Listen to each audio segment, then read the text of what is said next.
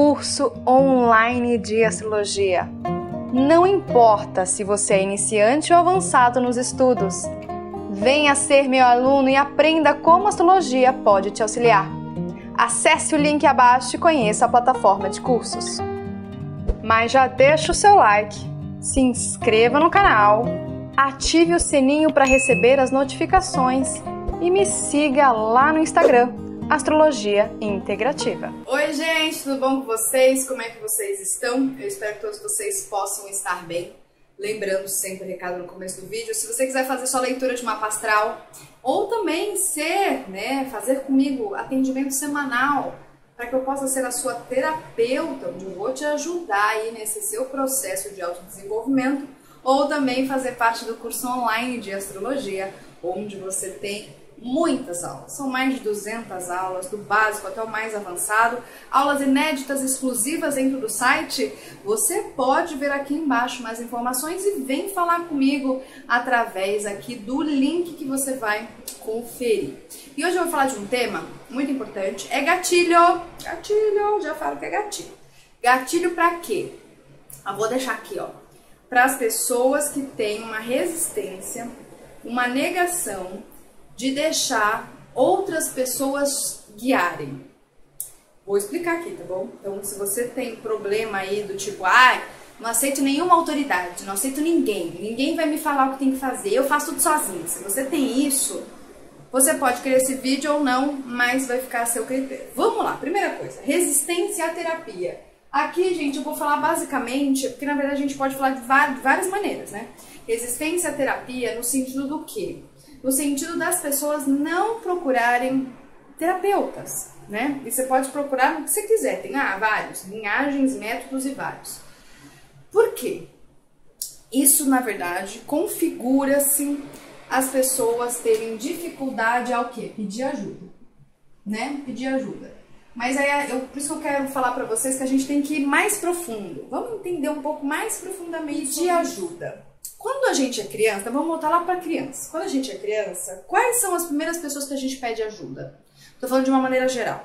A gente vai pedir ajuda para quem? Pai e mãe, que nós somos dependentes. Então, a gente pede ajuda quando a gente é ainda dependente. O que é dependente? É eu não consigo ainda fazer aquilo sozinho porque eu ainda não internalizei. Então, eu preciso que alguém faça por mim e me alimente. Então, eu dependo daquela pessoa, né? Então, pai e mãe são os nossos primeiros guias. Tudo bem, eu sei que você vai falar, né? Mas meu pai e minha mãe são horríveis, não sei o que. Mas foram os primeiros guias. Foram, né? Foram. Por que foram? Porque essa questão, você era dependente deles. Porque com 6 meses de idade, se te botassem no meio da rua, você morre, né? Então, tudo aquilo que a gente faz com que a gente morra, é porque a gente ainda é dependente. Então, por exemplo, assim, Marcela, eu sou uma pessoa que não sei nadar. Não sei nadar, me jogo no meio do oceano. O que vai acontecer? Vai morrer. Por que não vai morrer? Porque não sabe nadar. E se não sabe nadar, vai depender de alguém para que possa nadar por ela, levar ela, entendeu? Então é isso. Então muitas pessoas resistem, né, terapeutas, né? Por que eu falo isso? Porque eu já vi muitas pessoas que falaram assim, eu não preciso da sua ajuda, eu faço tudo sozinha, sou autodidata, não preciso que você me ensine nada. Aí eu fico sempre pensando, mas não precisa, mas você tá vendo meus vídeos? Então você tá aprendendo, né? Você tá aqui já no 7º vídeo. Então, de alguma maneira, você ainda não sabe fazer sozinho. Então, a gente tem os outros guias, que são os segundos guias, terceiros guias, que são os professores, os tios, enfim, são tudo guia. Guias sempre são quando a gente não sabe fazer sozinho. Então, por exemplo, quando você não sabe dirigir o carro sozinho. Cara, quando você não sabe dirigir o carro sozinho, você vai precisar de alguém do lado, até você internalizar isso, saber ter capacidade de ir. O que isso representa? Representa que quando uma pessoa é muito resistente a um terapeuta, ela isso na verdade configura feridas com pai e mãe. Feridas com pai e mãe. Ferida no sentido de estar nessa posição de dependente. Mas Marcela, estar nessa posição de dependente é ruim? Não. Não é ruim. Não é ruim. Vamos aprender aqui. O problema é quando eu fico na dependência.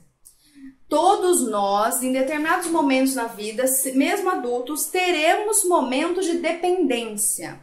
Exemplo, não sei ainda pilotar um navio. vou ter que depender de uma pessoa mais experiente. Pessoas experientes, pessoas mais velhas, geralmente são os nossos guias, para que possam me conduzir, porque senão eu faço um monte de coisa errada, né? Então, de tempos em tempos a gente precisa. Eu tô falando principalmente de resistência à terapia aos adultos, tá? Aqui, porque você tá me assistindo ser adulto. Então, o que acontece? A pessoa tem uma ferida de estar na posição de dependência. Então, ela fica assim, ó, não, eu já sei de tudo, eu não preciso de nada, eu tô aqui, só autossuficiente. Só que a pessoa tá um vazio. Ela põe uma máscara que ela sabe, mas tá um vazio. Porque quando a gente tá dependente, é porque a gente tem um vazio. O que é esse vazio? Eu ainda não internalizei alguma coisa. Eu ainda não internalizei dirigir o carro. Ainda não internalizei, ainda não tô me sentindo segura. Internalizar é se sentir segura. Se eu não internalizei, não me sinto segura, eu fico com um vazio. Só que eu fico com aquela... Não preciso de ninguém, não preciso de ninguém. Por quê? Ferida aqui, ó. Ferida da ajuda, ferida de estar na dependência, né? E aí eu falo isso porque uma vez eu atendi uma pessoa onde ela chegava assim e falava assim, não, mas eu não acho que você tá fazendo certo. Não, me questionando, o tempo todo me questionando. Aí eu falei assim, mas se você soubesse, né, sobre aquilo que eu tava, né, falando, você já teria internalizado, você já estaria seguro, você já teria com a tua vida fluindo, né? Mas não, é aquela pessoa, aquela pessoa que questiona. Isso a gente vê em algumas crianças, né? Aquela criança que não se deixa relaxar, que não se deixa ficar na posição de criança, que não se deixa ficar na posição de dependente, que não se deixa ficar na posição de humilde, que acha que sabe? Então, exemplo assim, não, mãe, você não sabe fazer comida, deixa que eu faço. Aí vai lá, ai, que não sei, aí começa a chorar, que queima tudo, aí você fica assim... Dá pra você confiar, né? Isso é uma coisa interessante, porque o Yogananda, ele vai falar muito sobre a importância da gente ter guias, de ter professores que nos guiem para determinadas coisas. E a gente pode ter para espiritual, para tudo que vocês possam imaginar. Mas é importante a gente reconhecer em nós que às vezes essa nossa resistência, por exemplo, aqui à terapia, é porque a gente tem uma ferida com pai e mãe, porque a gente pediu ajuda e às vezes ficou um vazio porque não foi ouvido, ou porque... às vezes não era aquilo exatamente o que a gente queria, que aqueles pais iam me dar, né? Então são vários fatores, são várias questões. Mas o que vocês têm que entender e compreender é que, assim, se vocês quiserem saber mais sobre pessoas que às vezes são mais experientes, você não tá se ajudando e você não tá conseguindo ficar numa posição mais baixa, numa posição onde você vai receber porque você tem medo de recebimento. Essa é a função, essa é a real. Essa é a real. Você tem medo de receber. Você tem medo de receber, você tem medo de receber.